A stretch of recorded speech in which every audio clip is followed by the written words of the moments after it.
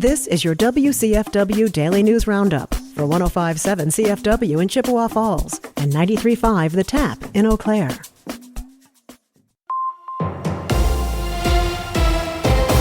For 105.7 CFW News, I'm James Kelly.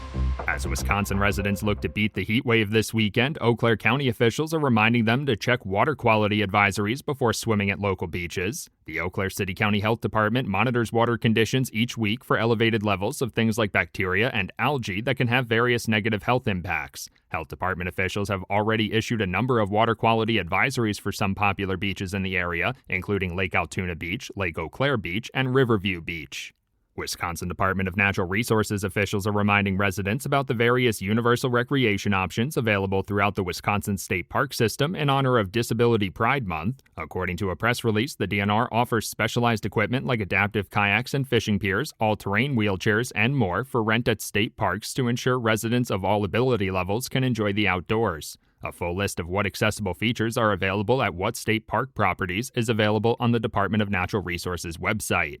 The Chippewa Falls Police Department is inviting area residents to their annual National Night Out event next month. According to a social media post, the event will take place on August 4th from 5 p.m. to 8 p.m. at the Northern Wisconsin State Fairgrounds. It will feature free food and games, as well as some demonstrations with K9 units and vehicle extrication equipment. Admission for the National Night Out event will be free, with the goal of giving area families a safe place to go for some fun and allowing them to connect with the first responders serving their community. The Wisconsin Department of Safety and Professional Services has awarded $25,000 in grant funding to the Osceola Junior Firefighter Program to help train future firefighters. According to a press release, the Osceola Junior Firefighter Program was one of 4 to receive a portion of the funding through this round of the Youth Firefighter Training Grant Program. That funding will be used to purchase turnout gear for the junior firefighters in the program from the Osceola School District, Northwoods Technical College, and Allied Emergency Services. For 105.7 CFW News, I'm James Kelly. For Civic Media News, I'm Connie Fellman.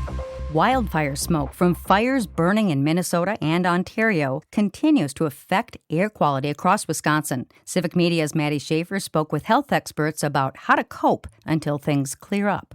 Health experts say the smoke contains fine particles known as PM 2.5, which are small enough to travel deep into the lungs and even enter the bloodstream. Whenever we do have poor air quality, that could lead to an exacerbation or flare-ups for people with chronic lung diseases or coronary artery diseases or certain other chronic diseases, and that could land them in the hospital and then under my care. That's Dr. Tony Malik with Aspirus Health. He says people with asthma, heart disease, older adults, young children, and pregnant women are most at risk. But even healthy people can develop a cough, sore throat, or irritated eyes after spending time outside. And if the air quality is poor, it would be a good idea to stay inside or minimize your time outside. If you can, move activities indoors, keep windows closed, and check the air quality index before heading outside. If you have trouble breathing, chest pain, or symptoms that don't improve, you should seek medical care. For Civic Media News, I'm Maddie Schaefer. Wisconsin is still under an air quality advisory at least until later today. Forecasters say possible thunderstorms could bring a brief respite, but more smoke is expected to return over the weekend. A major investment in clean energy could bring more than 600 jobs to Madison. Rialta Fusion plans to build its headquarters and research facility at the former Oscar Mayer plant. State and local leaders are offering up to $55 million in incentives to land the project. The company says it chose Wisconsin after a nationwide search. Rialta is a fusion power company built on research done at UW-Madison. Work on the site could begin before the end of the year.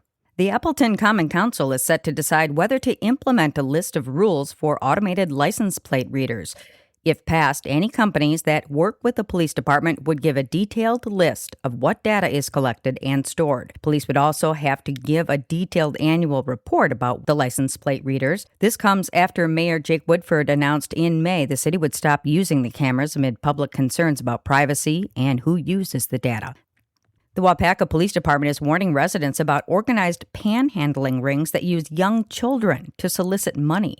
Officers said they were called to a business Monday after reports of adults asking for money while accompanied by a small child. Police say people often stand near store parking lots or along roadways and hold signs asking for help with food, rent, or medical bills, many cases involving groups traveling from city to city rather than local people in crisis. Authorities caution that some signs include QR codes for Venmo or other online payment platforms, which can carry a risk of phishing.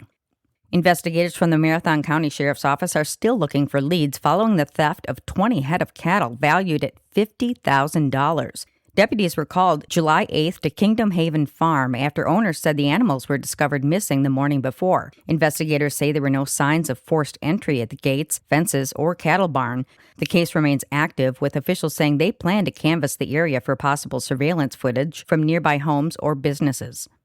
Emergency dispatchers in Dane County are getting help from artificial intelligence. The Public Safety Communications Department said it'll soon be adding AI dispatchers to the force in order to assist with non-emergency 911 calls. Officials explain the system will transfer non-emergencies to a different line, and the virtual assistant will handle calls such as noise complaints and animal control inquiries.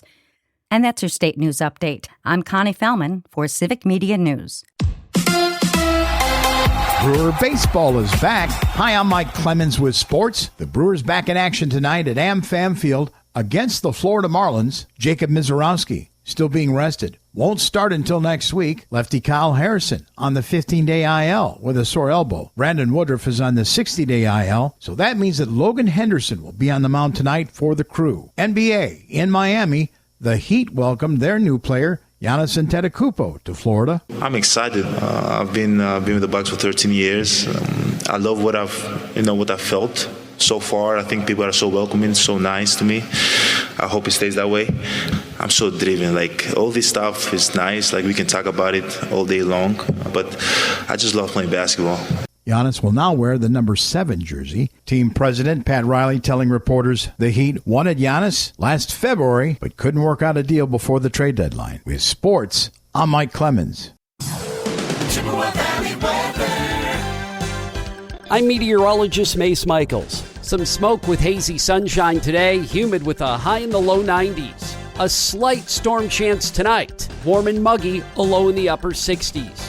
Sunny, warm, and dry this weekend. Highs drop back into the 80s, less humid. Currently at 75 degrees. That's your WCFW and the TAP Daily News Roundup from Civic Media. Subscribe to this podcast on Spotify, Apple, or wherever you find your podcasts. Find more news at WCFW.FM or thetap.fm.